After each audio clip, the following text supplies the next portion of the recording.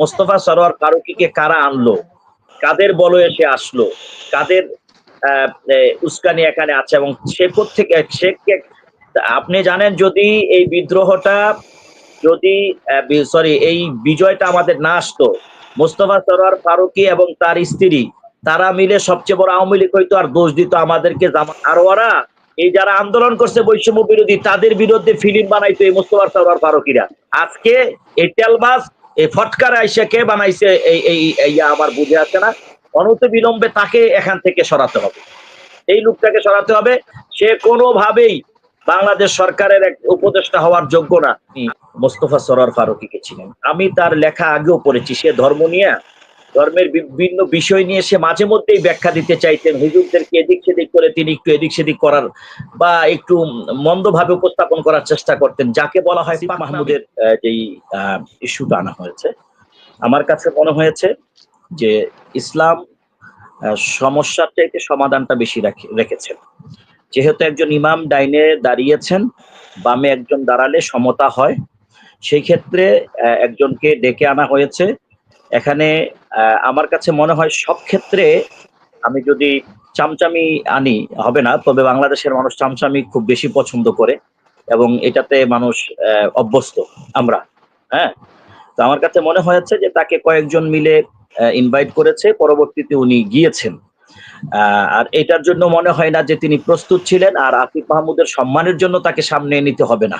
হ্যাঁ, তার অনেক কাজ আছে যেগুলো আমাদের সমালোচনা করার দরকার, আমরা করব। যেগুলো ভালো করবে, ভালোকে আমরা ভালো বলবো। এটাই হচ্ছে ইনসাফ, যে সত্যকে সত্য বলা, মিথ্যাকে মিথ্যা বলা, এটা ইনসাফ।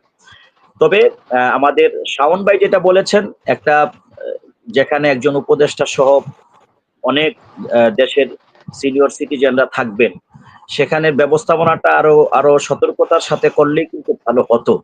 বাকি যেহেতু একজন ইমাম সাহেব মোকাব্বির হতে হয়, এখন মোকাব্বির যে শাওন ভাই যেটা বললেন যে আওয়াজ শোনা গেলেই যে হবে না তা না। আমরা যদি পবিত্র বাইতুল্লাহ শরীফের দেখি, আর রহমানি ভাই আছেন, যে কাবার ইমামের, সম্মানিত ইমামের আওয়াজ স্পষ্ট আমাদের কানে আসে, তারপরেও কিন্তু একজন মোকাব্বির থাকে। তো মোকাব্বির হওয়ার কারণে যেহেতু ইমাম সাহেব পাশে দাঁড়াবেন, যদি একটা ঈদের জামাত যদি একটু এদিক সেদিক হয়ে যায়, এছাড়াও ঈদের জামাত এবং জানাজার নামাজ আমাদের একটু বিশেষ সতর্কতার সাথে আদায় করতে হয়, তার অতিরিক্ত তাকবীর গুলোর কারণে। এবং অনেক ঈদের জামাতেই ইমামরা ভুল করে ফেলেন তাকবীরের ক্ষেত্রে। তো সেই দৃষ্টিকোণ থেকে আমার কাছে মনে হয় প্রথম যেটা দেখা গেছে যে আসিফকে শুধু সামনে, একটা বিতর্কের জায়গা ছিল, পরে যখন দেখা গেল ইমাম আছে, ওইভাবে এটার আর বিতর্কের সুযোগ আছে বলে আমি মনে করি না। এই গেল এক ব্যাখ্যা, রহমানি ভাই বলেছেন, তারপর আমি একটু টাচ দিলাম। আর দ্বিতীয়ত হলো, আজকে যে আপনি বলছেন ঈদ আনন্দ র্যালি, এটা হচ্ছে কি জানেন, ওই যে আপনার একটাকে ক্যান্সেল করে আরেকটাকে নতুন ধারণা দিয়ে নিয়ে আসা। মঙ্গল শোভাযাত্রা যেটা হতো আগে ছিল আনন্দ শোভাযাত্রা, এটা বৈশাখকে কেন্দ্র করে, কোনো ইসলামী আমলকে বা দিনকে কেন্দ্র করে না। সেটার মধ্যে আমাদের অভিযোগ ছিল যে এটা মুসলিম বা বাঙালি সংস্কৃতি নয়। কিন্তু ঈদ উল ফিতরের পরে এই আনন্দ র্যালির নামে আপনি ইসলামিক একটা মহামিলনের পর বা একটা ইসলামিক সুন্দর একটা বিষয়ের পর আপনি এইভাবে যেটা আপনি করতে চেয়েছেন, হয়তো আপনি মনে করেছেন বা তারা মনে করেছে সংশ্লিষ্ট যারা, এতে হয়তো আমরা মুসলমানদের বা ধর্মপ্রাণদের আকৃষ্ট করতে পারবো। কিন্তু তারা জানে না যে কোরআন এবং সুন্নাহর ভিত্তির বাহিরে গিয়ে যদি কাবার ইমামও বলেন, আমরা কাবার ইমামকে বয়কট করতে রাজি আছি। কোরআন এবং সুন্নাহর ভিত্তিতে যদি একজন কৃষক কথা বলেন, আমরা তার কথাকে মানতে রাজি আছি। ইসলাম চলবে কোরআন সুন্নাহর ভিত্তিতে।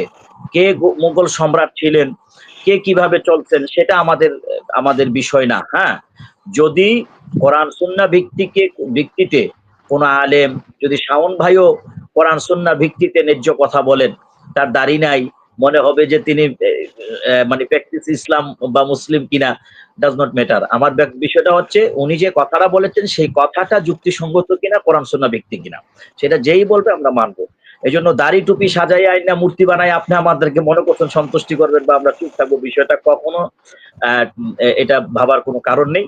এখন এইগুলো কেন হচ্ছে আমার কাছে মনে হয়েছে, আচ্ছা যাই হোক, আমি যে আনন্দের কথা বলছি, আনন্দ তো এইভাবে না। আনন্দ কি হবে সেগুলো তো ইসলাম কোরআন হাদিসে বলা আছে, যেরকম লিসাইমি ফারহাতান ফারহাতুন ইনদা ফিত্রিহি ওয়া ফারহাতুন ইনদা লিকাই রাব্বিহি। রোজাদারের জন্য দুইটা খুশি, একটা হচ্ছে সে রোজা ভেঙেছে, ঈদের খুশি, আরেকটা হচ্ছে আল্লাহ পাকের কাছ থেকে হাসরের ময়দানে আল্লাহর কাছ থেকে সে পুরস্কার নেবে বা আল্লাহর সাথে তার সাক্ষাৎ হবে, আল্লাহ তার দিদার দিবেন। আর কিছু মানুষ যেহেতু আমরা, আমাদের ফিতরত হচ্ছে এরকম, দুনিয়ার কিছু বিষয়ের উপর আমাদের একটা আকর্ষণ থাকে, যেরকম সূরা রুমের মধ্যে আল্লাহ তাআলা বলেছেন ফিতরাতাল্লাহিল্লাতী ফাতারান নাসা আলাইহা লা তাবদীলা লিখালকিল্লাহ যালিকাদ দীনুল কাইয়্যিম। আসলে আমাদের কিছু আনন্দের বিষয় কিন্তু ইসলাম রেখেছে, কিন্তু সেটা কোরআন, সুন্নাহ এবং শরীয়ত সম্মত হতে হবে। আপনি আপনার স্ত্রীকে নিয়ে কোথাও ঘুরতে গেলেন, আপনার বাচ্চাদেরকে নিয়ে ঘুরতে গেলেন, একটু কেনাকাটা করলেন, একটু ভালো রান্না বাড়ি করলেন, একটু ছেলে বাচ্চারা খেলাধুলা করলো, দৌড়াদৌড়ি করলো, কোথাও নিয়ে গেলেন, এগুলো কিন্তু আপনার ইসলাম এই আপনাকে বাধা দেয় না ততক্ষণ পর্যন্ত যতক্ষণ না আপনি শরিয়াত বাহিরে চলে যাচ্ছেন।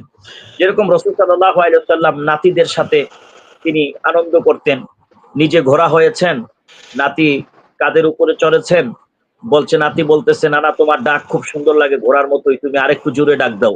একজন দেখে বলছিল, আরে ঘোড়াটা তো খুব দামি, নবী বলেছিলেন ঘোড়ার উপরে যিনি সোয়ারি তিনি কি কম দামি? হযরত আম্মা জান আয়েশা সিদ্দিকা রাদিয়াল্লাহু তাআলা আনহার সাথে দৌড় দিয়েছেন। আবার রাসূল যখন শেষ সময় দৌড় দিলেন, সেদিন আয়েশা রাদিয়াল্লাহু তাআলা আনহা জিতে গেছিলেন।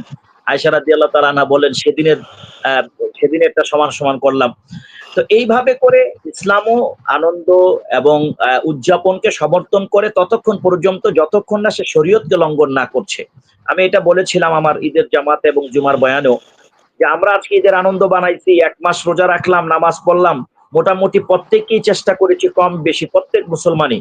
এখন ঈদের দিন কেউ চাঁদ রাতের দিনই লাল পানি খাওয়া শুরু করে, কেউ আবার ঈদের দিন গান বাজনা বাজায়া অ্যাক্সিডেন্ট করে মারা যাচ্ছে। এগুলো তো ইসলাম না। তার মানে হচ্ছে এখন পর্যন্ত আমরা যেটা আছি, আমার কাছে যেটা যতক্ষণ সুবিধা মনে হবে গ্রহণ করব, সুবিধা মনে না হলে আমি এটাকে অ্যাভয়েড করব। এই হচ্ছে ধর্ম, আমরা মানার চেষ্টা করতেছি। তো আমি মনে করি যে এটাতে আমার কাছে মনে হয় তিনারা বর্তমান যেই উপদেষ্টা আছেন বা সরকার আছেন, তারা জনগণের রায়কে প্রাধান্য দিবেন, এটাতে আমরা ব্যতীত, এটা আমাদের সাথে ইসলামের সাথে যায় না। এই বিষয়টা তাদেরকে লক্ষ্য রাখতে হবে। আগামীতে যদি তারা আবারও এমন কিছু করার চেষ্টা করেন, তাহলে অবশ্যই আমরা প্রতিবাদ করব এবং প্রয়োজনে যা ব্যবস্থা নেওয়ার তা আমরা নেব। রাষ্ট্রীয় আইনকে সম্মান এবং শ্রদ্ধা রেখে যতটুকু প্রতিবাদ করা যায়। এখানে আমি একটি পয়েন্ট ধরিয়ে দিয়ে আমি আমার আলোচনাকে শেষ করতে যাচ্ছি। আমার কাছে মনে হয় আপনারা এখানে শাওন ভাই আছেন, যতটুকু জানলাম তিনি একজন সংস্কৃতি মনা মানুষ, অর্থাৎ চলচ্চিত্রের মানুষ। আমার কাছে, আমার চাইতে অনেক ভালো তিনি মোস্তফা সরোয়ার ফারুকীকে ছিলেন। আমি তার লেখা আগেও পড়েছি। সে ধর্ম নিয়ে, ধর্মের বিভিন্ন বিষয় নিয়ে সে মাঝে মধ্যেই ব্যাখ্যা দিতে চাইতেন, হুজুরদেরকে এদিক সেদিক করে তিনি একটু এদিক সেদিক করার বা একটু মন্দভাবে উপস্থাপন করার চেষ্টা করতেন, যাকে বলা হয় পাকনামি। হ্যাঁ, এবং আমার এখন পর্যন্ত যতটুকু মনে হয়েছে, মোস্তফা সরোয়ার ফারুকী একজন পাতলা মানুষ। কয় না আমাদের দেশে যে পাতলা মানুষ পটর পটর করে, তার ব্যক্তিত্ব একটা নাই, আমার কাছে মনে হয় না। এখন পর্যন্ত যতটা অনুষ্ঠানে তাকে দেখছি, তার যে ছেলে মানসিকী ভাব বা তার যে একটা পাতলামি ভাব, কে তাকে উপদেষ্টা বানাইলো আমার এইটাই বুঝে আসে না। আমরা প্রতিবাদ করলাম, এমন একজন পাতলা মানুষ, ফাত্রা মানুষরে কে উপদেষ্টা বানাইলো আমার বুঝে আসে না। ওরা যেটা শুরু করছে, এই আমার শাওন ভাই বলছিলেন, আর একটু জান নাই, আমি শাওন ভাইয়ের লগে একটু এক হইতে, আসলে হচ্ছে আগে তারা এইভাবে খাইলে এখন ওইভাবে ঘুরাইয়া খাওয়ার ফন্দি করতেছে, নতুন নতুন আইটেম বার করতেছে, খাওয়ান যায় কিনা। ওই যে আওয়ামী লীগের কোন এক নেতা বলছিলেন যে জয় আর এই শেখ রেহানা খালি বলতো যে বড় বড় প্রজেক্ট করো, বড় বড় বোয়াল খাইবো, রুই পাতলা খাইবো, পুঁটি আর চিংড়ি ভাল লাগে না। কথা বলছেন, ওরাও ওই লাইনেই কিছু খাওয়া যায় কিনা, কিছু করা যায় কিনা, সবাই তারেক রহমানের মতো ভাব লইতেছে, মনে করে সবাই তারেক রহমান। কথা বলছেন। তো আমার কাছে মনে হয় এই যে একজন তো উপদেষ্টা, এখন ওই আর অন্যভাবে বলতে পারি না, শুধু এতটুকু বলে আমাকে আর একটু সময় দেন 1 মিনিট, যে আমার কাছে মনে হচ্ছে যে মোস্তফা সরোয়ার ফারুকীকে কারা আনলো, কাদের বলয়ে সে আসলো, কাদের উস্কানি এখানে আছে, এবং সে কোত্থেকে, আপনি জানেন যদি এই বিদ্রোহটা, যদি এই বিজয়টা আমাদের না আসতো, মোস্তফা সরোয়ার ফারুকী এবং তার স্ত্রী তারা মিলে সবচেয়ে বড় আওয়ামী লীগ হইতো, আর দোষ দিত আমাদেরকে জামাত শিবির, কইতো এখানে জঙ্গিরা এসে গেছে। এইভাবে করে ওরা সেদিনও আওয়ামী লীগের খুব ভালো লোক হইতো, আর ওরা এই যারা আন্দোলন করছে বৈষম্য বিরোধী তাদের বিরুদ্ধে ফিল্ম বানাইতো এই মোস্তফা সরোয়ার ফারুকীরা। আজকে এই তেলবাজ এই ফটকার আইসা কে বানাইছে এই আমার বুঝে আসে না। অনতি বিলম্বে তাকে এখান থেকে সরাতে হবে, এই লোকটাকে সরাতে হবে। সে কোনোভাবেই বাংলাদেশ সরকারের এক উপদেষ্টা হওয়ার যোগ্য না। আমি তো বলি মেম্বার ইলেকশন করলে 300 ভোট পাবে কিনা সন্দেহ আছে। এই জায়গাতে সে দেশকে অস্থির করার চেষ্টা করছে।